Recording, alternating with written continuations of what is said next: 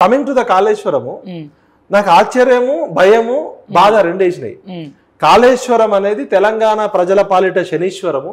ఇది చూడడానికి ఇంజనీరింగ్ మార్వెలు, అద్భుతమైన కట్టడం లాగుంటది. కానీ చారానా మురికికి బారానా మసాలా.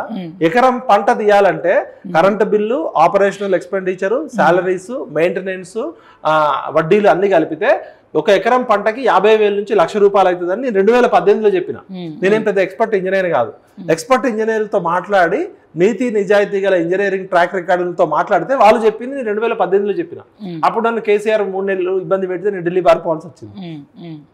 2018లో నేను ఏదైతే చెప్పిందో మీరు కావాలంటే ఫస్ట్ వీడియో కాళేశ్వరం మీద కాంగ్రెస్ పార్టీ అప్పుడు వీడియో కావాలంటే మీరు ఎత్తుకండి. నాకున్న పరిజ్ఞానంతో బేసిక్స్ చెప్తే ఇవాళ అదే అవుతుంది. నేను అప్పుడు 50,000 ₹1,00,000 అన్నది ఇప్పుడు 1,50,000 నుంచి 2 లక్షలు అవుతుంది. అయితే ఆయన వాళ్ళు చెప్పేది ఏంటంటే కాళేశ్వరం ప్రాజెక్టు 1,00,000 కోట్లు అంటున్నారు, మేము 1,00,000 కోట్లు తిన్నామంటున్నారు. ప్రాజెక్ట్కే 1,00,000 కోట్లు ఖర్చు పెడితే మేము మొత్తం ఇంకా అక్కడేం ఖర్చు పెట్టినట్లు లెక్క, మేము 1,00,000 కోట్లు ఎందుకు తింటాము? కొంతమంది సోకాల్ జర్నలిస్టులు కూడా ఇదే విషయాన్ని ప్రస్తావిస్తున్నారు. అంటే తెలంగాణ రూపురేఖలు మారిపోయినాయి కాళేశ్వరం వల్ల, చుట్టుపక్కల పంట పొలాలకి నీళ్ళు వెళ్తున్నాయి, ప్రాజెక్టు వాల్యూయే 1,00,000 కోట్లు మేము వేసినప్పుడు మొత్తం 1,00,000 కోట్లు మేమే తింటే ప్రాజెక్ట్ ఎట్లా కట్టిండు కాంట్రాక్టర్? ఇప్పుడు వీళ్ళు కూడా ఏంటంటే రాజకీయాల్లో జనరల్ గా ప్రాస కోసము, లేకపోతే జగన్ 1,00,000 కోట్లు తినడని, లేకపోతే కేసీఆర్ 1,00,000 కోట్లు అని వాళ్ళు అనే దానిలో వాదనలో కరెక్ట్ ఉంది, ఏది వర్డింగ్ లో. బట్ దాని ఓవరాల్ స్పిరిట్ తీసుకుంటే అసలు ఈ కాళేశ్వరం ప్రాజెక్ట్ ఏంది, దాని కథా కమిషన్ తీసుకుంటే కేసీఆర్ గారు అధికారంలోకి రాకముందే ప్రాణహిత చేవెళ్ళ మీద తుమ్మిడి హట్టు దగ్గర ఆల్రెడీ 5,600 కోట్లు కాంగ్రెస్ పార్టీ ఖర్చు పెట్టింది. కేసీఆర్ గారు వచ్చినాక 6,500 కోట్లు ఖర్చు పెట్టారు. ఆల్రెడీ 11,000 కోట్లు ఖర్చు పెట్టారు. 38,000 కోట్లు అయితే అది అయిపోతుంది. అక్కడ నీళ్లు లేవని ఉద్దేశంతో కేసీఆర్ గారు చెప్పింది ఏంటంటే ఇక్కడ నీళ్లు లేవు, మేడిగడ్డ దగ్గర అయితే నీళ్ళు ఎక్కువ ఉంటాయని చెప్పి మార్చారు. వీళ్ళు ఏమంటారు, నిపుణులు, నేను ఇంజనీరింగ్ ఎక్స్పర్ట్ కాదు, కామన్ సెన్స్తో మనం మాట్లాడాలి. ఇప్పుడు నేను కూడా చిన్నప్పుడు ఆసిఫాబాద్లో చదువుకున్నా 5వ తరగతి వరకు. సిర్పూర్, కాగజ్ నగర్, మంచిర్యాల, నిర్మల్, ఆదిలాబాద్ ఈ 4 జిల్లాలకి గోదావరి పక్కనే పోతుంటది. ఇప్పుడు కాళేశ్వరం ప్రాజెక్టు కట్టినాక తలాపునా గోదావరి మన తాగడానికి నీళ్ళు లేవు. అదే మేడిగడ్డ తుమ్మిడి హట్టు దగ్గర కట్టుంటే ప్రాణహిత చేవల్ల వాళ్ళకి ఈ ప్రాబ్లం వచ్చేది కాదు. ఇప్పుడు దాదాపు 10-15 నియోజకవర్గాలు కరువులోకి వెళ్ళిపోయినాయి.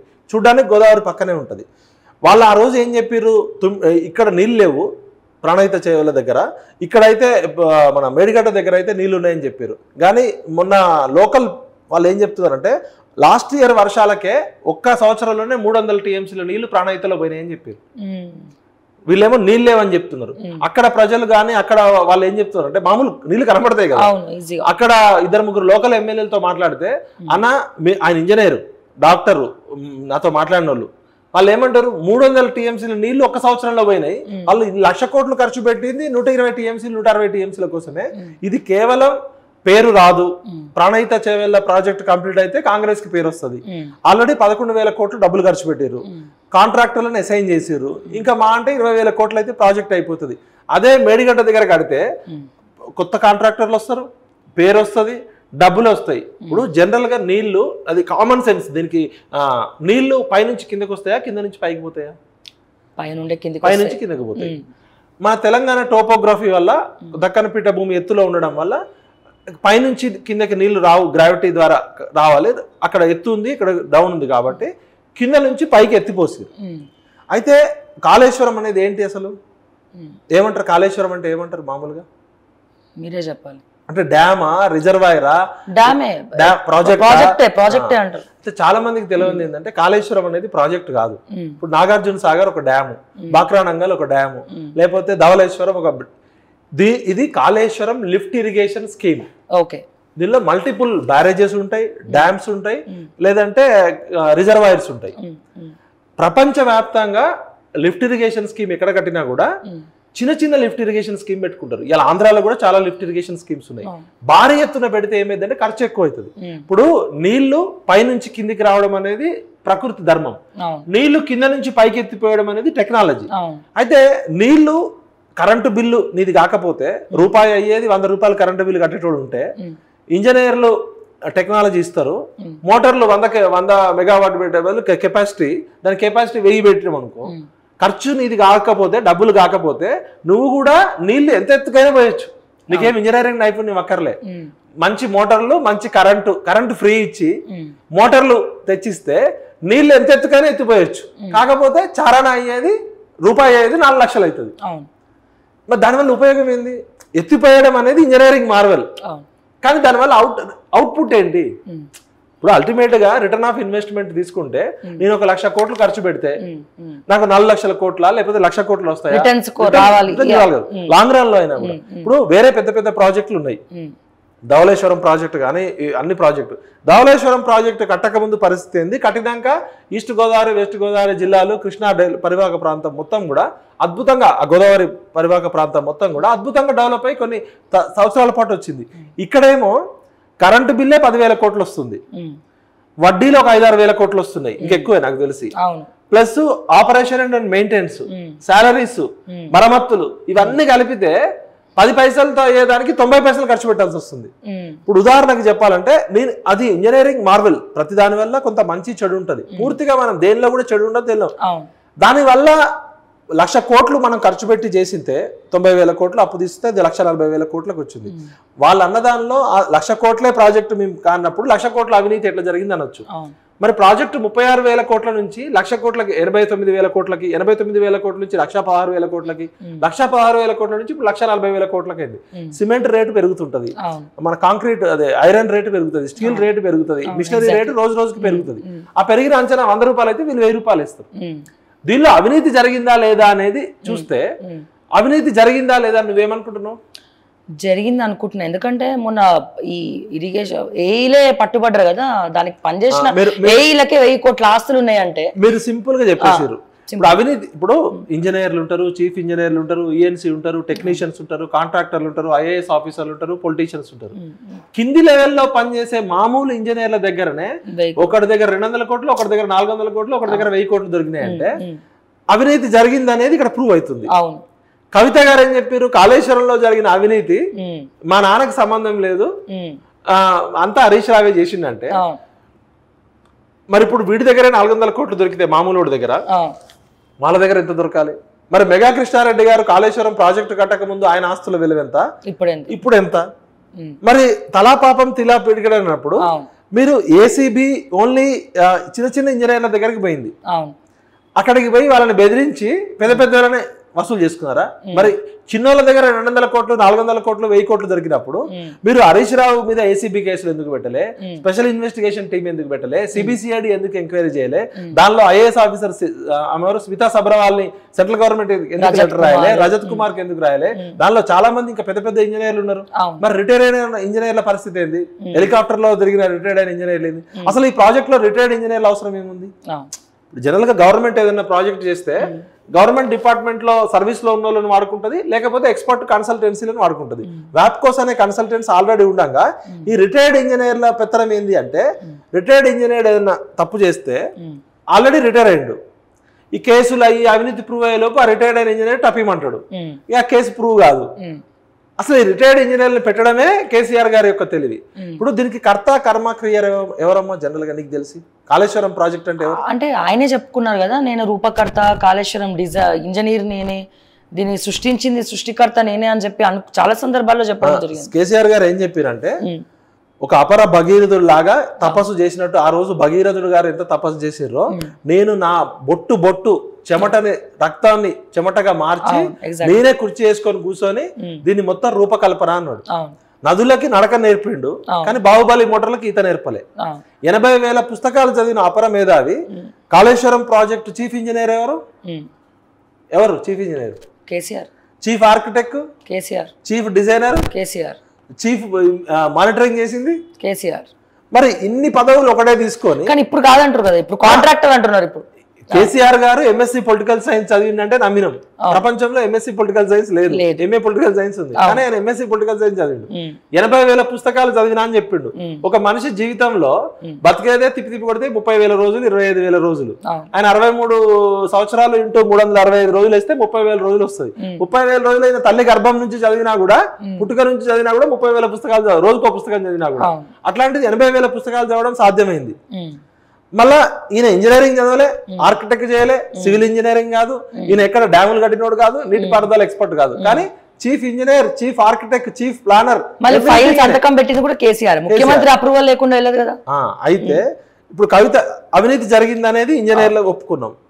అవినీతి జరిగితే అవినీతికి బాధ్యులు ఎవరు? కింద చీఫ్ ఇంజనీర్, కింద engineer, executive engineer, deputy engineer, chief engineer, consultants, retired engineer, వీళ్ళందరి తర్వాత ఎవరు వస్తారు? ఇరిగేషన్ మినిస్టర్ హరీష్ రావు గారు, ఫైనాన్స్ మినిస్టర్ ఆయన ఎవరు మన ఈటల రాజేంద్ర గారు, అల్టిమేట్ గా సీఎం గారు, క్యాబినెట్ మొత్తం. రాజ్యాంగం ప్రకారం క్యాబినెట్ మొత్తం అప్రూవల్ చేయాలి కదా. మరి వీళ్ళందరి మీద కేసులు ఎందుకు కాలే? మనమంతా 10 సంవత్సరాలు ఈ కాళేశ్వరం కాదు, ఇది తెలంగాణ ప్రజల పాలిట శనీశ్వరము, ఇది ఆర్థికంగా గుదిబండ, ఇది తరతరాల పాటు తెలంగాణ ఆర్థిక ఎకానమీని తినేస్తుంది అని మనమంతా చెప్పి నెత్తి నోరు పట్టుకున్నాం. రేవంత్ రెడ్డి గారు కూడా నా దగ్గర అన్ని ప్రూఫ్స్ ఉన్నాయని సిబిఐ కంప్లైంట్ చేసిండు, సెంట్రల్ విజిలెన్స్ కమిషన్ ప్రతిపక్ష నాయకుడు ఉన్నప్పుడు.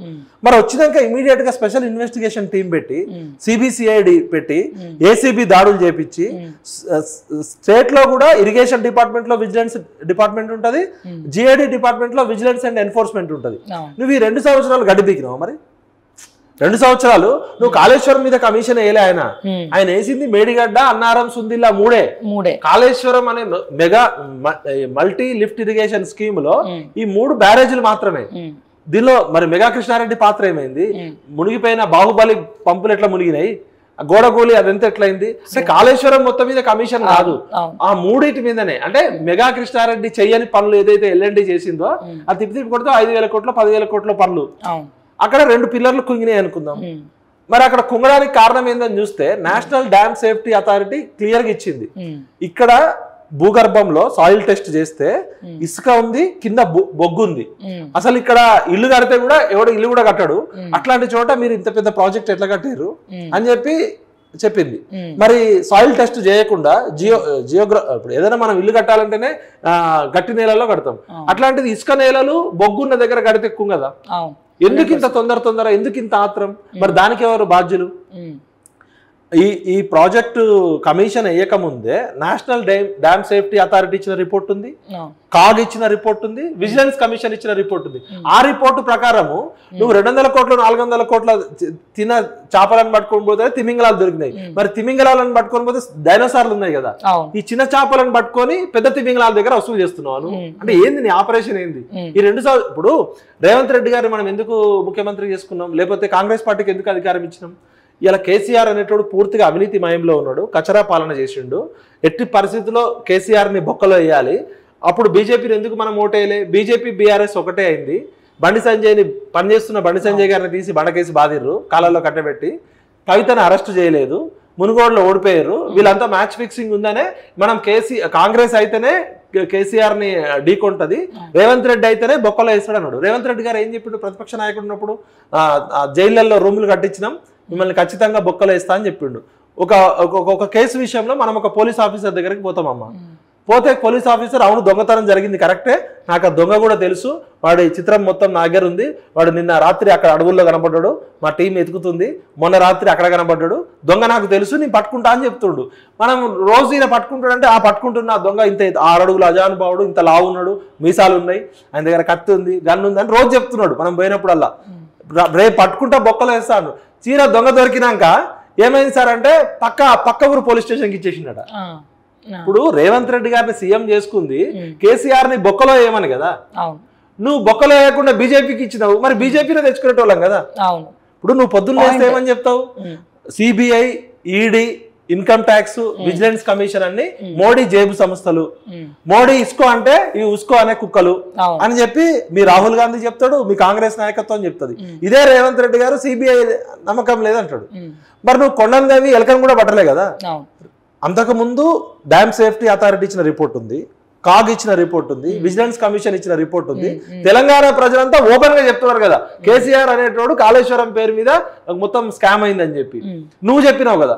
ఇప్పుడు మరి అకస్మాత్తుగా అర్ధరాత్రి 2 గంటలకి నీకు జ్ఞానోదయం అయింది అసెంబ్లీలో, సెంట్రల్ బ్యూరో ఆఫ్ ఇన్వెస్టిగేషన్ అని చెప్పి ఒకసారి. అంటే అప్పటిదాకేమో సిబిఐ మోడీ జేబు సంస్థ, అమిత్ షా ఇస్కో అంటే ఉస్కో అనే కుక్కలాగా అన్నావు.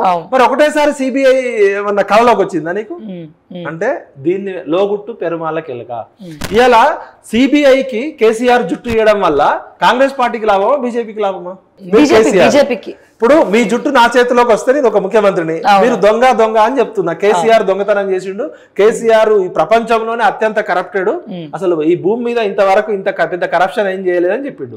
నేను ప్రతిపక్ష నాయకుడు ఉన్నప్పుడు చెప్పినా, కాంగ్రెస్ పార్టీలో ఉన్నప్పుడు చెప్పినా, ముఖ్యమంత్రి అయినా కూడా నా పని రోజు తిట్టడమే. ఇక కరెక్ట్ నీ జుట్టు మొత్తం నా చేతికి వచ్చింది. పిసి ఘోష్ అనేట ఆయన భారతదేశంలోనే అత్యంత నిజాయితీ పరమైన జడ్జి నీ మీద క్రిమినల్ కేసులు తీసుకోమన్నాడు. మొత్తం దొరికిపోయారు. మీ హరీష్ రావు, ఈటల రాజేందర్, ఇంజనీర్లు, స్మితా సబ్రవాలు, ఆఫీసర్లు అంతా దొరికిర్రు అని అసెంబ్లీలో చర్చ పెట్టినాం.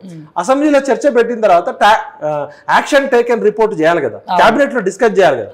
ఇప్పుడు పిసి ఘోష్ కమిషన్ ఇచ్చిన దాన్ని మేము అంగీకరిస్తున్నాం, కేబినెట్ లో డిస్కస్ చేసినాం, అసెంబ్లీలో చర్చ చేసి దోషుల మీద ఇంకా ఎంక్వైరీ స్టార్ట్ చేసి యాక్షన్ చేయొచ్చు కదా. శాఖ మంత్రి అమిత్ షా గారు 3 సార్లు చెప్పారు ఖచ్చితంగా ఈ కేసీఆర్ కుటుంబాన్ని బొక్కలో వేస్తాం అని. ఇప్పుడు రెడీగా సిబిఐ కేసు ఉంది కదా మీ దగ్గర, మరి ఇక స్టార్ట్ చేయాలి. ఇప్పుడు రేవంత్ రెడ్డి ఏమో తన చాతకానితనమో తన అసమర్థతనో లేకపోతే కేసీఆర్ అనేటువంటి జైల్లో వేస్తే నాకెక్కడ సింపతి, కేసీఆర్ కి ఎక్కడ సింపతి వచ్చి చంద్రబాబు జగన్ నాయకుని భయమో లేకపోతే మ్యాచ్ ఫిక్సింగ్ తెలియదు. కానీ మొత్తానికి రేవంత్ రెడ్డి బాహుబలి అనుకుంటే బిచ్చల దేవుడు అయిపోయాడు. నా వల్ల కాదు కేసీఆర్ అరెస్ట్ చేయడము, ఇన్ని ప్రూఫ్స్ ఉన్నాయి అయినా కూడా నేను చేయను. నా వల్ల కాదు. తెలంగాణ పోలీసులకు ఆ సామర్థ్యం లేదు, తెలంగాణ సిట్టుకు ఆ సామర్థ్యం లేదు, తెలంగాణలో ఉన్న పోలీస్ వ్యవస్థ కేసీఆర్ ని పట్టుకోలేదు, సెంట్రల్ బ్యూరో అయితే పట్టుకుంది. సరే రేవంత్ రెడ్డి ఎందుకు ఇచ్చిండు అనేది రేవంత్ రెడ్డి గారు చెప్పాలి. సరే 2 సంవత్సరాలు లేట్ ముందు ఇచ్చుంటే బాగుండేది. దానివల్ల ఆ ఘోష్ కమిషన్ 3 కోట్ల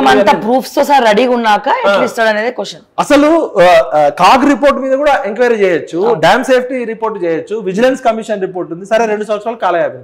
ఇప్పుడు బీజేపీ నేను రిక్వెస్ట్ చేస్తున్నా, మీరు దయచేసి మీ మోడీ గారు, మీ అమిత్ షా గారు, మన మోడీ గారు, మన ప్రధానమంత్రి, మన హోంశాఖ మంత్రి, మన బీజేపీ కేంద్ర మంత్రులు ఇద్దరు బండి సంజయ్ గారు, కిషన్ రెడ్డి గారు, ఇమీడియట్ గా మీరు ఎంక్వైరీ స్టార్ట్ చేసి మొత్తం ఎంక్వైరీ రెడీగా ఉంది, ప్రూఫ్స్ అన్ని రెడీగా ఉన్నాయి. ఇంకో అదృష్టం కవిత కూడా చెప్తుంది కాళేశ్వరంలో స్కామ్ జరిగింది, డైరెక్ట్ కవితను ఎంక్వైరీ చేస్తే ఆమె మొత్తం ఇస్తుంది. ఆ ఇంజనీర్లు 200 కోట్లు 400 కోట్లు రేవంత్ రెడ్డి పట్టుకున్నాడు. మరి తర్వాత పెద్ద చేపలు ఎందుకు పట్టుకోలేదో తెలియదు, పెద్ద తిమింగలాలు ఏమైంది. మీరు ఇమీడియట్ గా స్టార్ట్ చేస్తే 3 నెలల్లో బొక్కలేయండి. మా బండి సంజయ్ చాలా సార్లు చెప్పిండు కేసీఆర్ గారికి జైల్లో గొడవలు కట్టినాం అని, రేవంత్ రెడ్డి కూడా చెప్పిండు. రేవంత్ రెడ్డి మిస్ చేసుకున్నాడు. బండి సంజయ్ అన్న మీరు హోంశాఖ మంత్రిగా ఉన్నారు, అద్భుత అవకాశం. దయచేసి హోంశాఖ సహాయ మంత్రి బండి సంజయ్ గారికి, అమిత్ షా గారికి, ప్రధానమంత్రి గారికి ఇప్పటికైనా మీరు, కాంగ్రెస్ పార్టీ ఆల్రెడీ తమ చేత కాదు కేసీఆర్ ని పట్టుకోలేమని చేతులు ఎత్తేసింది. మీరు ఇమీడియట్ గా కాళేశ్వరం కేసు ఆల్రెడీ మీ central government agencies, national dam safety authority ఇచ్చిన రిపోర్ట్ ఉంది, కాగ్ ఇచ్చిన రిపోర్ట్ ఉంది. అదేవిధంగా కేసీఆర్ గారి మీద గతంలో సిబిఐ కేసులు చాలా ఉన్నాయి. సహారా స్కామ్ ఉంది, పిఎఫ్ స్కామ్ ఉంది.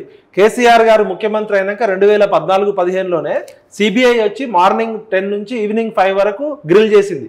మరి ఆ సహారా స్కామ్ ఏమైందో ఒకసారి తీయండి. ఇప్పుడు కేసీఆర్ జుట్టు మీ చేతిలోకి వచ్చింది. నెక్స్ట్ ఇక్కడ అధికారంలోకి రావాలనుకుంటున్న పార్టీ కదా మీ పార్టీ. ఇమీడియట్ గా ఈ కాళేశ్వరం స్కామ్ లో కానీ, ఈ సహారా స్కామ్ లో కానీ, ఈ పిఎఫ్ స్కామ్ లో కానీ, అసలు ఈ తెలంగాణ రాష్ట్రం 10 సంవత్సరాల్లో ఎన్ని స్కాములు జరిగినాయో, ఎన్ని స్కీములు జరిగినాయో అన్ని మీద కూడా మీరు స్టార్ట్ చేయండి. తీగ లాగితే డొంక కదులుతుంది కదా. మీరు కాళేశ్వరంలో ఇప్పుడు మరి ఐఏఎస్ ఆఫీసర్లను శిక్షించాలి, ఇంజనీర్లని పట్టుకోవాలి, వీళ్ళ ఆస్తులు కూడా అటాచ్ చేసే విధంగా చేయాలని కోరుకుంటున్నాం. ఇప్పటికే 8,000 కేసులు సిబిఐ దగ్గర పెండింగ్ ఉన్నాయి. దీన్ని ఫస్ట్ ప్రయారిటీగా పెట్టుకొని మా బండి సంజయ్ అన్న ఇమీడియట్ గా దీని మీద కూర్చొని కేసీఆర్ ని బొక్కలో వేయాలి. అవసరమైతే మేమందరం కూడా మీకు సపోర్టింగ్ ఉంటాం. ఆ ఫామ్ హౌస్ ఆస్తులు కూడా జప్తు చేద్దాం.